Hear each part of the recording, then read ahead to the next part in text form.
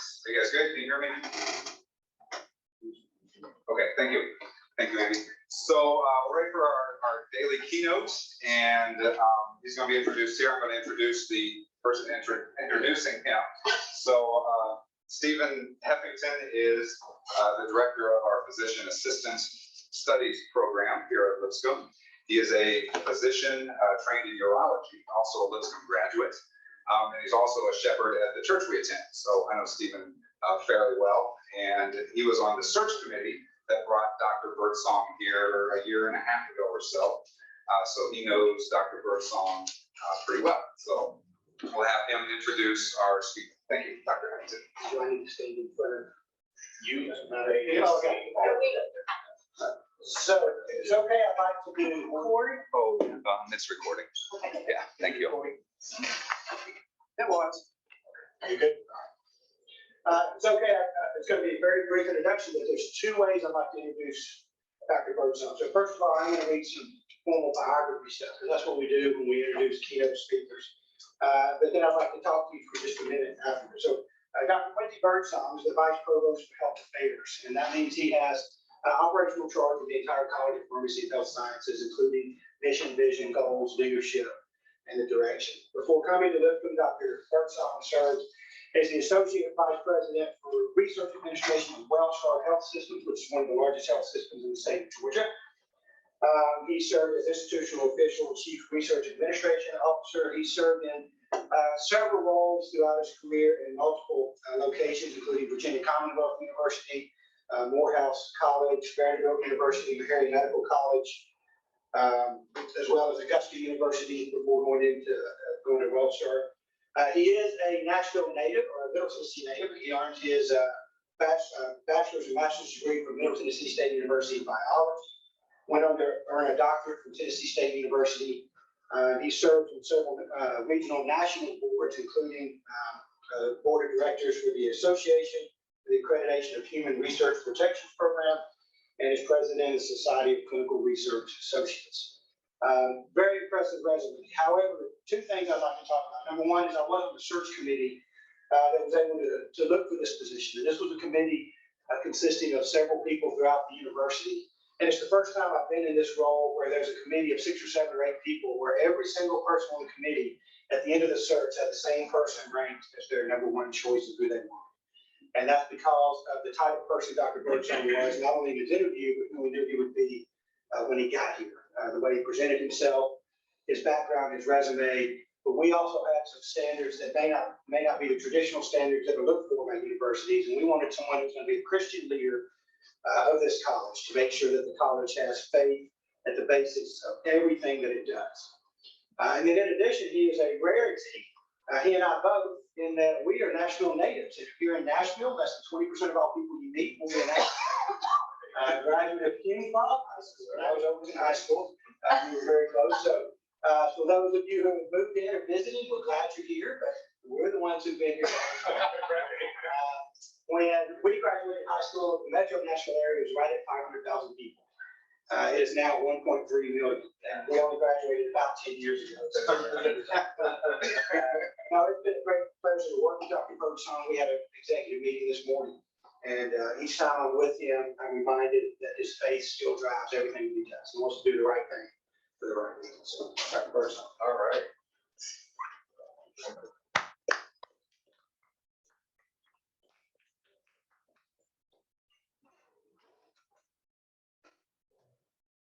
And just use the arrows to advance. Yes, sir. Yeah, we'll put it on farthest so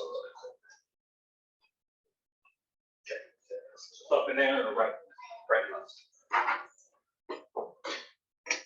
Okay, very nice. All right, thank you. He's already gone. Look at the fine introduction.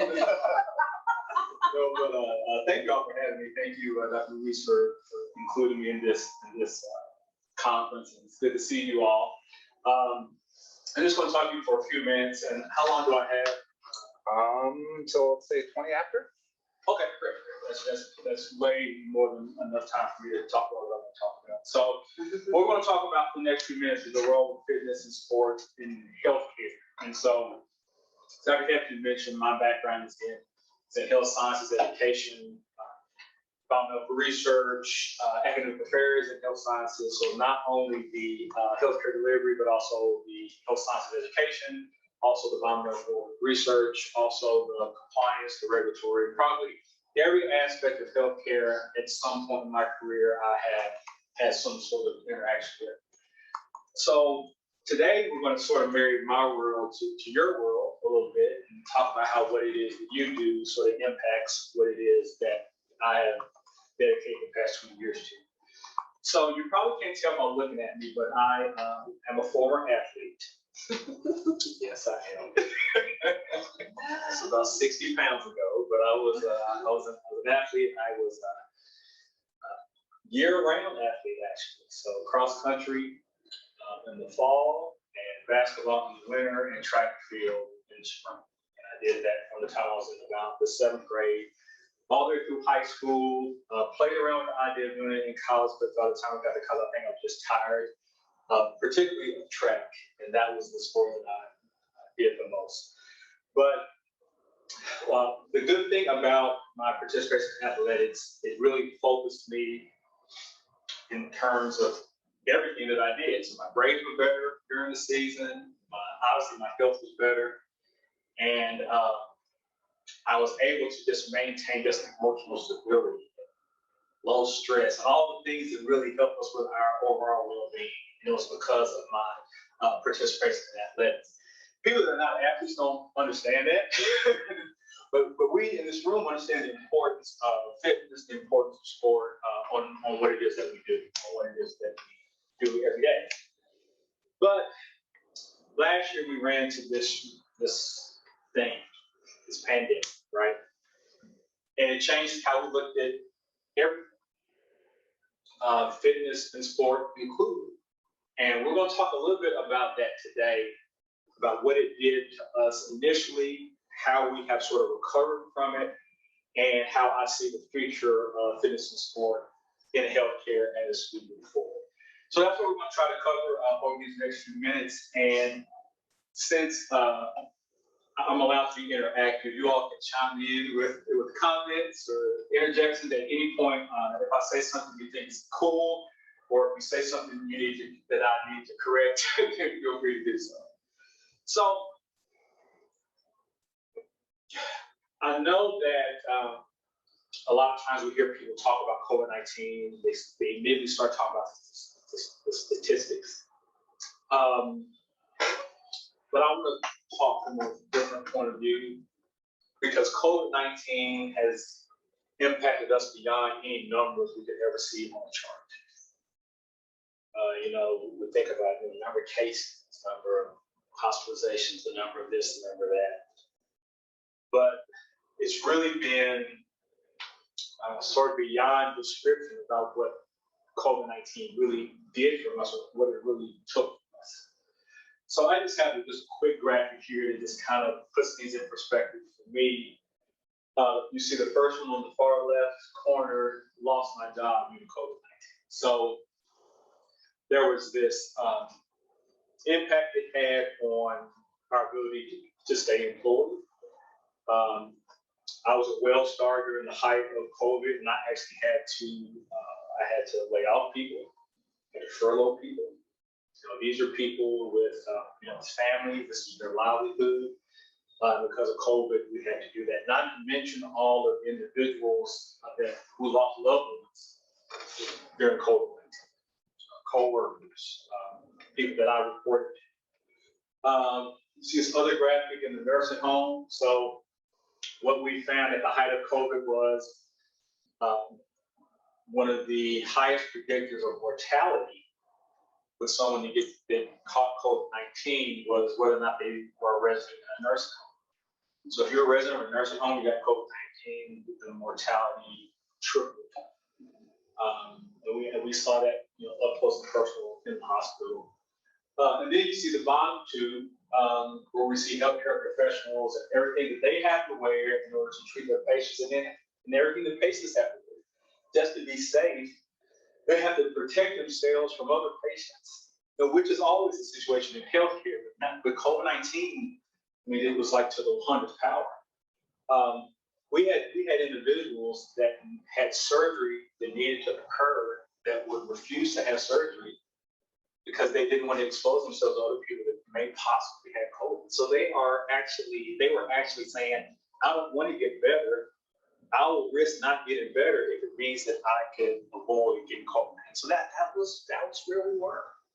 And we were there for, unfortunately, for a pretty long time. And sort of the psyche that this pandemic has had, the effect on our psyche has been the hardest to recover from. The physical part, I think we will probably recover from, but what it did to our psyche, I think we're still actually recovering from it. But we weren't only fighting to save lives, we were also battling against the media. And I've heard preachers call the media Satan here lately. So I don't know how to go that far and say the media is Satan. But I do understand what they mean by that. But it's like Denzel Washington said, and it was a great quote. He said that if you don't watch the news at all, he says you're uninformed. But he says if you do watch the news, you're misinformed. And I was like, wow, that's kind of profound because it's kind of true. If you don't watch any, so you have to kind of think of the balance. Is it better for you to just not have any information at all than to have wrong information? You kind of like are going back and forth because both of them seem to be pretty bad. But we had to fight against the media. Inconsistent, conflicting information, which we're still unfortunately. The turf war and authority. So what the FDA is saying is that more important what the CDC says, and then you got this whole Dr. Fauci thing and the NIH, and now you got this whole other thing that at some point we're going to have to start talking about, what happened at Wuhan Institute of Virology. At some point we're going to have to talk about it. There's that. There is emergency use, and scientists don't even know what the meaning of emergency use is, right? I had a conversation with a physician a couple of weeks ago, and he defined emergency use completely wrong. Had no clue what emergency use was because the media has told us what they think emergency use is, when in actuality it's something completely different. And then the vaccines, right? We could probably spend a whole hour talking about the vaccines. So so we're not only fighting against what COVID-19 did to us, but we're fighting against all of what the media was telling us we should think about COVID-19. And it almost guilted us in a thing that we weren't thinking that, and there was something wrong with us. We were not American, we were not something. We weren't getting the picture. So we had this to fight against: the physical, the emotional, and even sort of the media socialization of this disease. So let's get to our stuff here: fitness and sport. So let's look at where we were before COVID, right? Y'all remember this? It's been a while, right? Yeah. Y'all remember when the gym looked like that? Everybody was bright, cheery, and had no problem working out next to each other and patting each other on the back, and spotting people, and the whole trouble, right? And not drowning in your own mask during cardio. Oh my God, I've been talking about that. It's nothing really. Yes, you're breathing your own air. But yeah, before COVID, that was us, right? We were doing it, and when we talk about the mental thing with the gyms, going to work out at a gym became just as much as a social event, didn't it? As a going to get your workout. And it became a social thing. Hey, we down the goals, right after work, we'll get a couple in. That kind of, it became a social thing. And people you hadn't seen in a while, you would meet up at the gym, say, hey, let's do it at the gym. I haven't been in the gym in a while. Hey, let's do it. I would like reconcile with old friends at the gym, right? That was one of the places we did it. Sport events, right? This is how it was before COVID. Do you see how close everyone is to each other? And mouths completely open. right? Screaming at the top of their lungs, right? The louder you can be, the better of a fan you are, and more support you can show for your team. You think about the players, which are not in this picture. You think about, well, we got a couple. You think about the players, right? They're playing free, they're playing loose, they're playing in front of their fans. There's a certain camaraderie that comes with being in a locker room. It's a closeness that you have with your teammates. And before COVID, we were able to experience all of that. The gym, the sporting event, everything was, everything felt good. It felt good about fitness. You felt good about attending a sporting event. So this is accurate, right? The pictures are a little different, unfortunately, right? You see on the left, he's in the gym, so he's taking care of his fitness goals, personal fitness goals. But it's no socializing, right? No meeting your buddy anymore at the gym, right? And you see the picture doesn't have anybody else in the gym. So there were the gyms that did stay open, you had the social distancing thing. And so there was a lot of distance between a lot of people, a lot of gym owners, they arranged the equipment where you could have social distancing and that kind of thing, required masks, which, how many of you all have tried to work out in a mask? Yeah, so some of you all have. It's extremely difficult. I mean, it got so bad, it sort of discouraged you from working out, right? Because that mask was just such an inconvenience. It was just uncomfortable to do that. And that's the crowd now in sports events, at least for the height of COVID, right? You attended sports events virtually. So you can still be loud, but I don't know, the impact of your volume was reduced significantly with the virtual. But that was where we are after COVID. Now, why am I showing you these things? Well, what we did do, we exposed the resilience of us, right? Didn't keep us out of the gym necessarily, but the gym experience, it became different, right? Than prior to COVID. And the sport events continued to take place, but we had to adjust. So it wasn't business as usual, but for the most part, particularly at the professional ranks, the seasons continued, and NCAA basketball probably got hit the hardest they weren't able to have a tournament at all that year. So this is sort of the before and after. So let's talk about the impact that quarantine had on the fitness industry. We'll talk about that first, and we'll talk about the sports industry, and then we're going to tie this all in to help here. So gym closures. So just want to throw out some numbers, and we'd love to get your thoughts on this. So you had a loss of $13.9 billion between March of 2021. $13.9 billion. That seems like a lot. Yeah. So this is a 5-month period of time. So this is not over a period of a year. It's over a 5-month period of time. Does anybody know how much sort of this industry makes? So 13.9 in a 5-month period. How big of a hit on the industry is that? So we're talking about a $4.5 trillion industry. But if you scale it, 13.9 billion in 5 months, you scale that,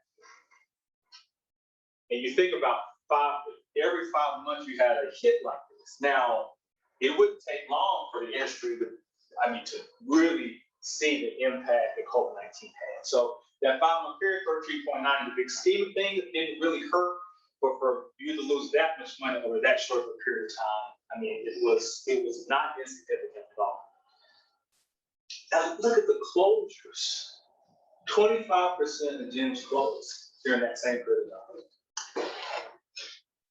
So now we don't have to worry about the discomfort of the mask in the gym anymore because there's no gym. The gym's gone. Our favorite gym is now closed. And so whether it was comfortable or whether we were able to socialize, it really didn't matter because the gym was gone. Now, out of every 4 gyms, one of them is gone. Okay. 87% of personal trainers. Any of y'all do any personal training on the side? Okay. Yeah, okay. So we have some personal trainers in here. And when you look at the personal trainers that lost jobs, I mean, people that were in that role, either they lost some form of income, they were furloughed, or they just lost their job entirely. Some of those personal trainers never returned back to work because of how decimated their personal training business was because of COVID-19. Let's look at gym memberships. 60% survey about Freeletics, and I have a lot of survey data from Freeletics. 60% plan to cancel membership or do not pay a new membership even after COVID-19. So gym memberships were where a lot of people at least tried to stay in shape, but it sounds like they were sort of discouraged by sort of the whole gym situation. They said, you know what, I went this whole year without the gym membership, and I was okay. You know, there's no need for me to add that back to my budget when I don't have to. So this is the impact on the industry. Now look at the impact on the sport industry. All of you all sports fans, to some degree. Okay, all right. We got a oh yeah over here, and over here like, yeah, yes. So I'm a huge sports fan because I was such a stellar athlete when I was there. You know, just stand for it, I would be a sports fan as well.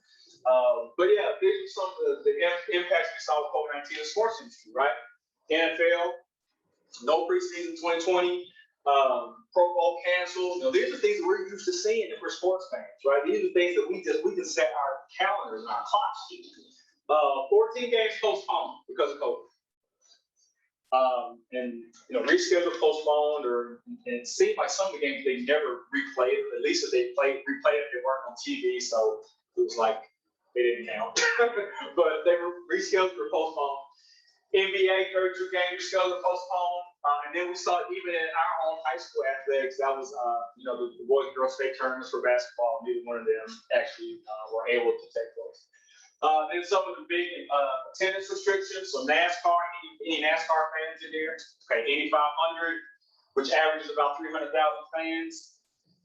The Indy 500, no fans. That's crazy, y'all. Indy 500, no fans.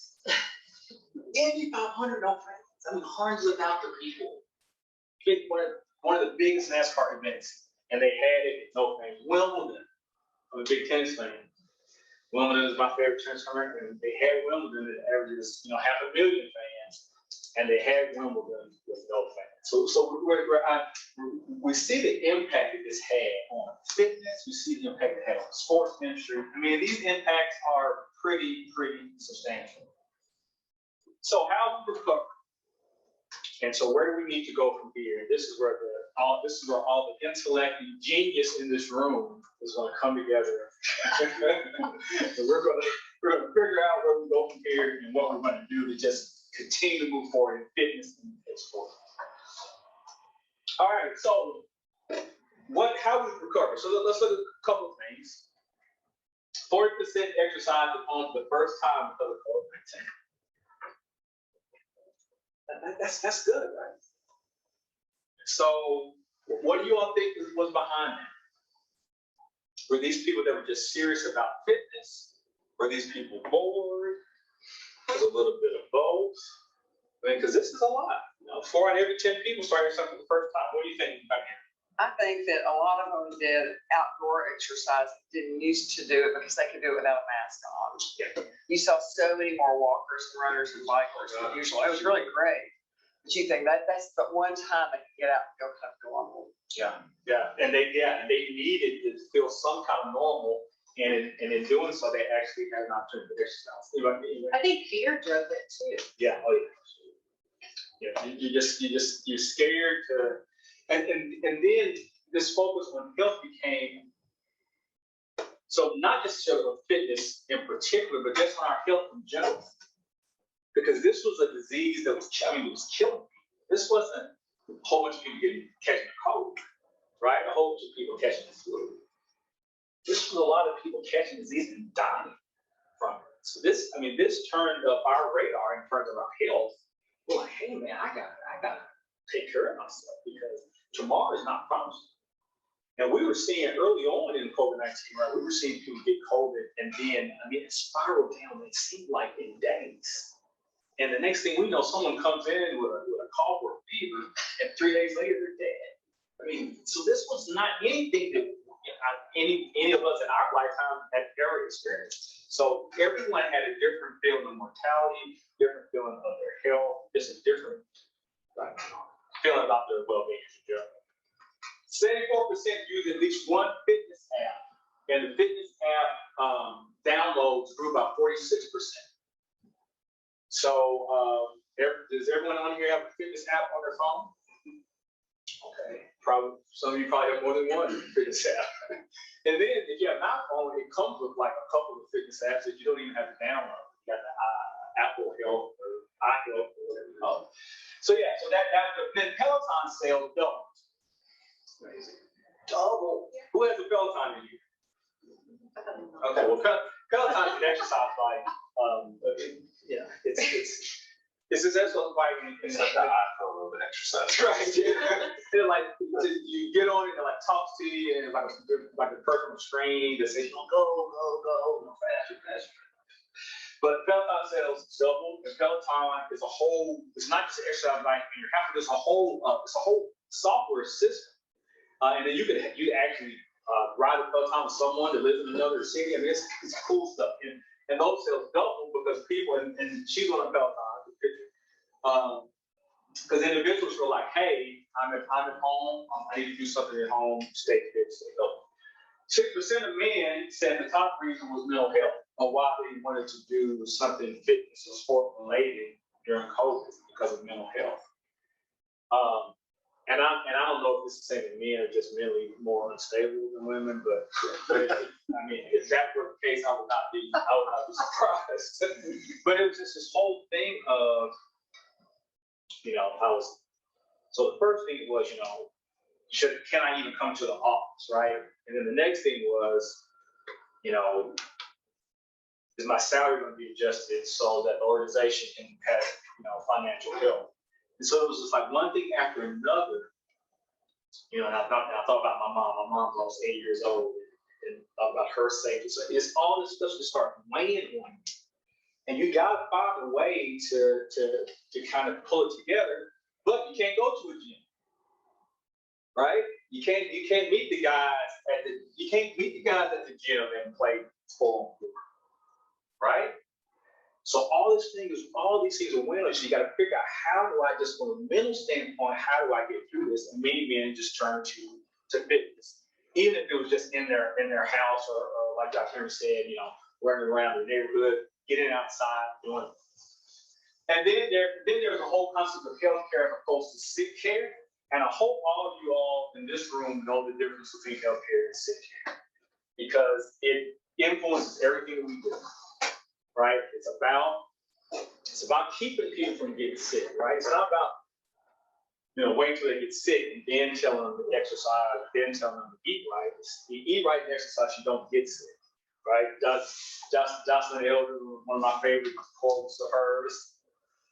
The United States has excellent sick care, terrible health care. What she meant by that was, the United States is good when you're sick, or shoving a pharmaceutical agent down your throat, but terrible about keeping you from needing the pharmaceutical agent, right? So that is sort of, and that sort of was highlighted during COVID-19. People that had already done better things to make sure that they were healthy were in many cases less likely to be susceptible to the disease because they had already done the right. What was the number one predictor of mortality in COVID-19? Obesity, right? If you were obese, particularly morbidly obese, you got COVID-19. Mortality was in the 90s. So you think about what? You think about prevention, right? If we could prevent people from being, obese, then there are a lot of those COVID deaths could have been easily prevented just by doing things to keep you from being in these situations. So that was one of the ways we responded. So change the focus on health. Now this actually started before COVID-19, because there was this push towards wellness right before COVID-19. We just kind of picked up on that momentum and took it to the next step. So then fitness and sports approach to healthcare. So telemedicine started incorporating wellness and fitness in virtual visits, right? So now you don't have the going to the doctor anymore and having that conversation. So what the physicians started doing doing things like, and I saw this even with my kids and their doctor visits. Their doctor visits were a lot more active than it was when I would take them to their pediatrician. So on the phone, they would say, okay, get up. Okay, run and play. Do some jump jacks. And I was like, well, we actually go to the doctor's office. They never tell them to do that. But for some reason, we started getting wired a little different in telemedicine because we knew what the people were sitting around sulking and being depressed about COVID-19. So it's like, get up, get around, get up, do some jump jacks. So telemedicine visits started incorporating wellness things. We even started asking what our employees, how do you feel today?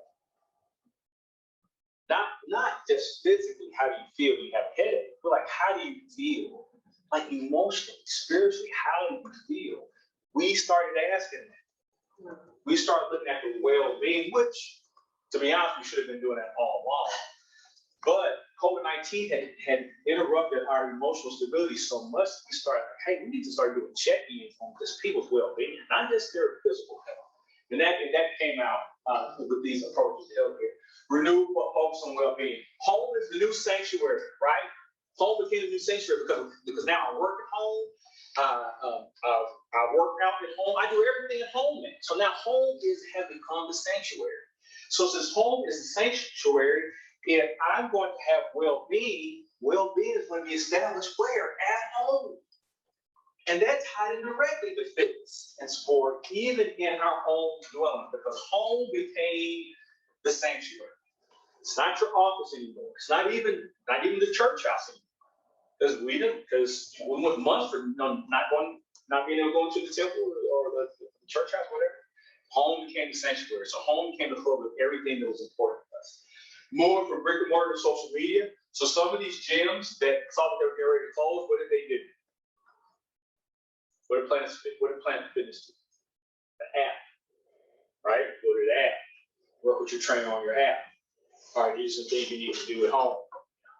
5 sets of 20 push-ups, 5 sets of 100 sit-ups, blah, blah, blah. And they're working with you through the app. Your membership now is paying for what? The app. And you're still getting your personal training. So Planet Fitness, they said, okay, we're brick and mortar traditionally, but we can't be brick and mortar because of what COVID-19 has done to us. So they went to more of social media. Now, you can go to Instagram, you can go to whatever, and you can actually do a workout. And it's not the same thing as actually going to Planet Fitness, but you get the same, at least relief from fitness as well. Level the playing field for health equity, right? So then this whole thing about access to healthcare, it started to go away because what we were doing, if everything would happen at your dwelling, then it didn't matter if we got to go to the hoity-toity hospital or the hoity-toity gym, right? Because everything is happening at home anyway. So you could put a push-up jumping jack regimen in your home if you live in North Nashville or if you live in West Nashville. It doesn't matter. You all have the same access because of what they've done with the apps and the telemedicine and all that. So level the playing field. So let's talk about the future of fitness and sport and healthcare. So we need to capitalize. So you say we, y'all, you all. You all need to capitalize on the drivers. All right, performance. People want to perform well. So you think about sport, they want to be an athlete, they want to be a great athlete. If they're a good athlete, they want to be a great athlete. A great athlete, they want to be an elite athlete. So we maximize that by saying, okay, you want to be able to perform better in what you do. And then performance is not just about sport, right? It's performance is about performing. Like, I need to be able to walk up the stairs and Hughes build without breathing. Right? I should be able to, play soccer in the backyard with my 10-year-old daughter and not tell her after 15 minutes, oh, okay, Tatum, I'm done. I can't do it. I should be able to do that. I should be able to walk around the mall with my wife, like, and go into every single store in the mall, and be able to continue to walk and not get tired. So these are the things, performance. If we can convince our customers that this helps them with performance, this helps them with their health, then we can get them to participate more in fitness and wellness kind of activities. Everybody follow? The other driver is pain. All right, so people don't like to feel pain. Now, if we can convince our customers that wellness and fitness regimen can actually make me not have pain, then that's something that we can tap into, right? Because quality of life is just as important as life itself, right? You know, you can be alive, you're breathing, your heart's beating, but if your knees are creaking, you're breathing heavy, your dexterity is not there. These are the kinds of things that fitness and sport really help with. So your pain level. And then, of course, one of the biggest drivers of fitness is what? Vanity. I want to look a certain way. And that is a huge driver in our work, right? I wear suits to work pretty much every day. I don't think y'all have ever seen me not in a suit, right? It is important for me to really look good in my suits. Very, very, very important. I need my suits to hang a certain way. I mean, I just need them to look a certain. I need to look a certain way in my suits, and that's important to me. I know that's probably not good, but that's important to me. And if we're honest with ourselves, it's important to all of us. You know how we look. I'm not saying we'll be obsessed with how we look. Obviously, we want to be able to look at ourselves like, hey, that is, yeah, I got it together. I'm on my A game. But that's the driver of this work. Fitness results in looking the way you want to look. And when I talk to my kids and they talk about, I'm gaining weight or I'm blah blah blah blah. I'm like, okay, you know how you want to look, so and you know what it takes for you to look that way. But just do it. Because I had to stop saying this little side. I used to always say, I'm trying to lose weight, I'm trying to lose weight, I'm trying to lose weight. You know what I stopped doing? I stopped saying that. Because the truth of the matter was I wasn't trying to lose weight. Because I know how to lose weight if I want to lose it. So I was like, I have to quit saying I'm trying to lose weight. I know what to do to lose weight, I just need to do it. And so I just stopped saying I'm trying to lose weight and just did what I needed to do. I still fall away every now and then, but at least I know what I need to do to get ready to go. Working out with metrics, that's also the future. Right? What do my levels look like? What does my blood pressure look like? What does my cholesterol look like? Actually following those. The days of just working out, I feel good. I feel good. I'm all right. Those days are over. We got to look at our levels, because if we're not looking at our levels and seeing how our fitness regimen is affecting those, I mean, even to the point of I'm diabetic. Even when I eat something, I'm checking my blood sugar like right away. Okay, let me see what this meal is doing to my glucose level, and I'm also trying to look at how quick it's taking that thing to impact my glucose level. Because these are the things that if I'm not paying attention to, it could have very definite long-term effects to my overall health. So working out with metrics, and we're seeing technology help out with that, right? We're seeing things that you can put on your wrist, you can put on your leg, and they're keeping up your heart rate and all that kind of stuff. We got this thing now that when you sleep or something, it tells you like how many hours of rest, good sleep. I'm not explaining this right, but it tells you how many good hours of sleep they had versus how many were ungood or the unrestful hours versus the rest. Yeah, anyway. But yeah, we got all this stuff to measure how well we're doing in all these different areas. Ergonomics and posture. This is huge. This is the future of fitness and sport. How you just walk when you're not working out, when you're not in the gym, when you're not doing a push-up or whatever. How are you carrying your body just in normal day-to-day activities? How I'm sitting at my desk. How am I sitting at my desk? So I'm sitting at my desk and I'm on the computer. If I'm right, and Dr. Henry, I have to check myself sometimes. I'm like, hold on a second, I'm kind of slouching over at this desk a little bit. So, you know, I do this. I'm at home. It's really bad. I play video games, and it's really easy to just kind of slap when you're playing a video game because you're an idiot. It's like, yeah, and all next thing you know, you're like in a really, really terrible posture position. It's really bad for your health. And so that is the future, though. Being cognizant of your posture, being cognizant of, you know, if I have a favorite couch that I like to watch, you know, sports in, you know, is that couch good for my posture? Am I sitting in that couch appropriately? These are some of the little things that our work can influence that don't really cost a lot of money. You know, it's as simple as putting, you know, maybe an extra pillow on the couch especially if I know I'm going to watch like 3 or 4 playoff games in a row, you know, those marathons, you know, run away, and then things, you know, so you're not going to be watching TV for a while. You're probably going to get up, you know, not that often. You know, you'll get up maybe for a biology break, or you know, or to refill your coffee or whatever you're doing. But we have to be cognizant of those kinds of things. Fitness, identity, and history. The future is, I gotta look at my mom. I gotta look at what the decisions that she made and how it impacted her health. I gotta look at my granddad. Drank like a fish, smoked like a stack, and then see how that impacted his health. You know, we have to look at the history because there is a really strong genetic influence, right, to our health. And so we need to look at our the casualties in our family, and we need to incorporate that even into our own decisions. Because just because you have a parent that has a certain condition doesn't mean that you're going to necessarily have it, but it does mean that you may be more likely to get it if you don't do anything different. You follow me? Did what they did. So that's something that's also in the future. Healthcare networks.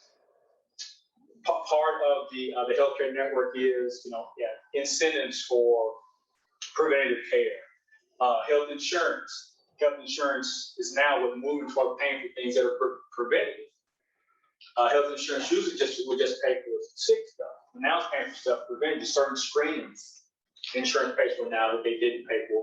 And then I suspect that will change even more in the future. They're going to start covering a lot more things that keep the cost of healthcare down because, I don't know if y'all know this, but the disease burden in the United States is worse than any country in the world. We have, and it's because I was sharing this with the Healthcare Academy, it's because Western medicine does not focus on prevention. Western medicine focuses on who gets our Nobel Prizes? Purely cure disease, right? Not purely prevent. But you think of Eastern medicine, it's the exact opposite. In Eastern medicine, people get the award, people that can prevent the disease from occurring. Their focus is more on how do we keep people from getting sick. Western medicine, for some reason, well, and unfortunately, it's followed to dollars. The healthcare industry gets more money for sickness populations. But that's why it's so important for us to kind of flip that narrative. We're in the business making sure people don't get sick, and we have to continue to. That has to continue to be part of the future. Technology we mentioned already. So there's the key takeaways as I bring this to a close, and then I'll get to my non-King James Bible reading. But so the key takeaways, all of us have been impacted by COVID-19, personally, professionally, and we've all been impacted. Now, we've all been impacted probably in different ways and different levels, but there's no one in this room that can say they have not had any impact of COVID-19 at all. Just the fact that we were alive during the pandemic alone means we've been impacted in some way. The fitness and sport industry do not just serve themselves. So what you all do, it's not just about your disciplines, your industries. Actually, what you do really sets the stage for how public health is managed. And even what you do had a lot to do with how we manage and even address and eliminate this disease from continuing to have impact. Because there are a lot of things that we were able to do from a fitness and sports standpoint, that actually help move people towards having a higher awareness of their own individual health and wellness. And then the last one, value of human life is paramount. Period. If we can keep people the value of human life at the forefront, and there's been a lot of unfortunately a lot of discussion about some people's lives being more important than others. Some people's lives matter more than others, and that's not what we as Christian educators do. That's not what we as healthcare professionals do. Every life is important. Human life is important. And human life matters, and it doesn't really matter the specifics of that individual person. Human life is what we put as our goals. So our case study comes from, as we wrap up here, our case study comes from Mark 6, chapter 6, verses 33 to 44. Very common passage. Jesus feed the 5,000, so I'm just going to read it, pull out some things, and then we'll wrap it up. All right, so the apostles returned to Jesus from their ministry tour, told him all they had done and taught. Then Jesus said, "Let's go off by ourselves to a quiet place and rest a while." Wellness, right? So we need to go somewhere and rest. We've been doing a lot today, and we can't keep doing this all day. So Jesus said, "Let's go somewhere and rest." And he wanted to go to a quiet place to do it. So our environment is a very important piece of our wellness.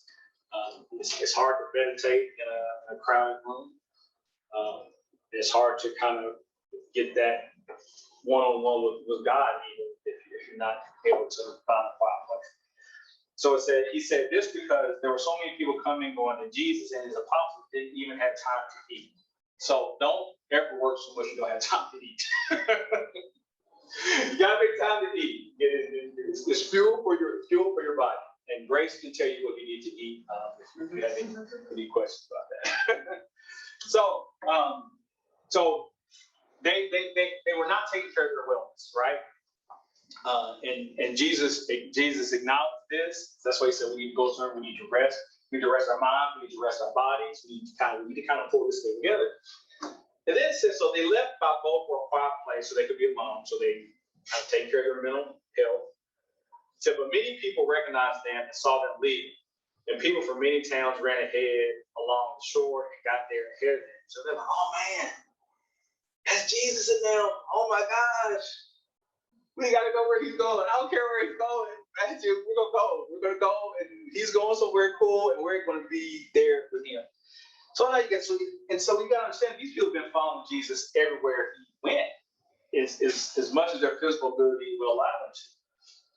And so many people recognized them and saw them leaving, and people from many towns that ran ahead along the shore and got there ahead of them. Jesus saw the huge crowd as he stepped from the boat, and he had compassion on them because they were like sheep without a shepherd. So he began teaching them many things. Late in the afternoon, his disciples came to him and said, "This is a remote place, and it's already getting late. Send the crowds away so that they can go to nearby farms and villages and buy something to eat." But Jesus said, "You feed." So you all as fitness professionals, sports professionals, you all can't leave this up to other people. Jesus is telling them, the disciples are saying, hey, they need something. They can go. They go to the village and get it, right? They're fine. They're on their own. But Jesus said, no, you feed them. We're not sending them away. You feed them. And the reason why he told them, because he felt a connection to them.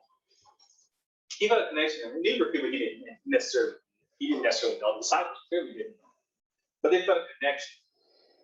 And you all, because of what you all do, and because you're disciplined, I think that you all feel that same connection to the people's lives that you touch, right?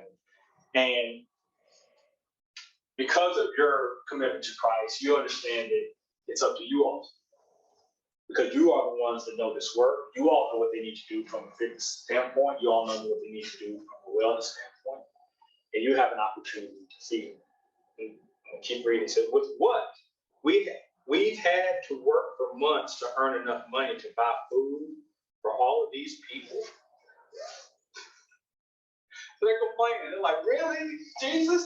Come on, are you serious? We don't have enough food for us. And you're supposed to feed all these people?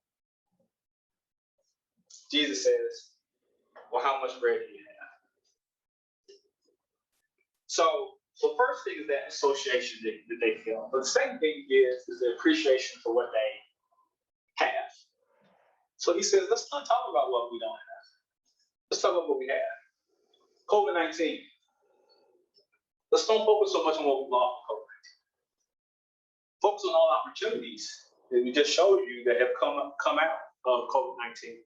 This renewed focus on health, this renewed focus on wellness, this ownership that people now have of their own health that before COVID they never had before. So Jesus is telling them, don't worry about what we don't have. He's like, well, what do we have? They came back and reported, we have 5 loaves of bread and 2 fishes. Then Jesus told the disciples to have the people sit down in groups. So they sat down in groups of 50 or 100. Jesus took the 5 loaves and 2 fish, looked up toward heaven and blessed them. Then breaking the loaves in pieces, he kept giving the bread to the disciples so they could distribute to the people. I love this part. He's still giving to the disciples to distribute. The disciples earlier said, we don't have enough to feed them. Send them away, let them go eat. And what is Jesus doing? Keep feeding. Bottomless fries, Red Robin. That's right, bottomless fries. That's right. Keep feeding, keep feeding, keep feeding. I know you wanted to send them away. Keep feeding. I know we don't really have anything. Keep feeding. This whole time, Jesus keeps saying, keep feeding. And that's what Jesus is telling us. He's telling us, keep feeding. Because Jesus is saying, whatever it is that you have, I have the increase. I've got the increase. Don't worry about that. Just keep feeding. Just keep feeding. I'll take care of everything else. And then he closes it, and as it closes, he also divided the fish for everyone to share. And they all ate as much as they wanted. And afterward, the disciples picked up 12 baskets of leftover bread and fish.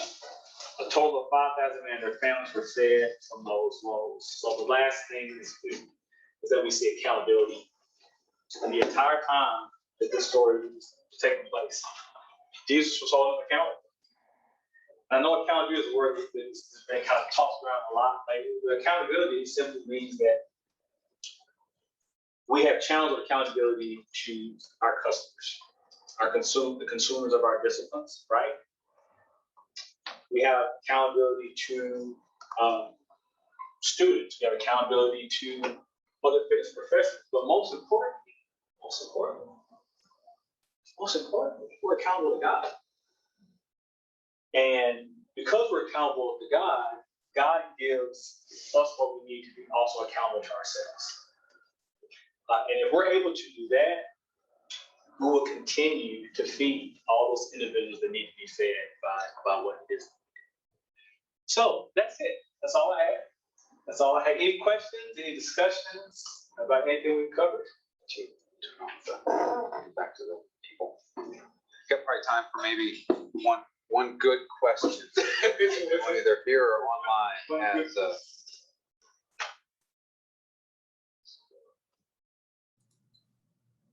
I have a question.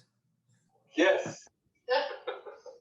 Dr. Byrdsong, thank you so much for presenting here today. This is Andy Meyer from Baylor University. Hey, Andy. I don't know if I've heard anybody really just talk about the pandemic as well as you did, as recent as the pandemic just was. Like, I felt like you were talking about things that happened months and years ago, but we all just went through that. So really, thank you for that perspective. There's a lot of things shifted. What do you think the permanent effects of the pandemic on the sport and health industry are? Are people going to eventually be heading back to the gyms and crowding again, or is the home stuff here to stay? So the home stuff is here to stay. The gyms will continue to function, but they're going to be used for a different purpose. So what we're going to see is, and so I'll give you a good example, Andrew, since you're in academia as well. A good example is the shift we saw in the library. So you remember the library, everyone had to go to the library to get books. But then what happened? All the libraries went, to databases online. You didn't have to actually physically go to the library anymore. But we still need brick and mortar libraries. But we just now need it for different reasons than we needed them before. I think we're going to see a similar trend happen with the gyms. So gyms may be the place that a lot more of the classes, gyms are going to move more toward classes than would it be for the open gym space where people are just working out. You're going to see a lot more classes. You're going to see a lot more one-on-one. You're going to see a lot more training happening in those facilities.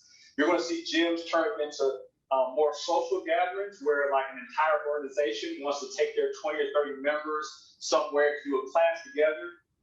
You're going to see, family functions, even family reunions and stuff are going to start happening in gyms where, because how family reunions go, and if you put a family reunion and you're allowed to just eat, eat and sit down for an entire weekend. So we're going to see things like people going to take their family reunions to a gym and where they'll be able to do more active things. So the gyms are going to still be around, Andrew, but the purpose of the gym is probably going to change because if anything, COVID-19 exposed us that we could do a lot more than we thought at home than we ever knew that we could. And so if we can do it at home and we can do it at a high level, then I don't think that will ever go away. So. Yeah, I'm not giving up my Peloton. Thanks for bringing that in. Yeah. All right, let's thank Dr. Byrdsong. All right, it is 2:28. Let's come back at 2:33. That's 5 minutes. Sacrifice 3 minutes, so we'll be back at 2:33. So you can have that.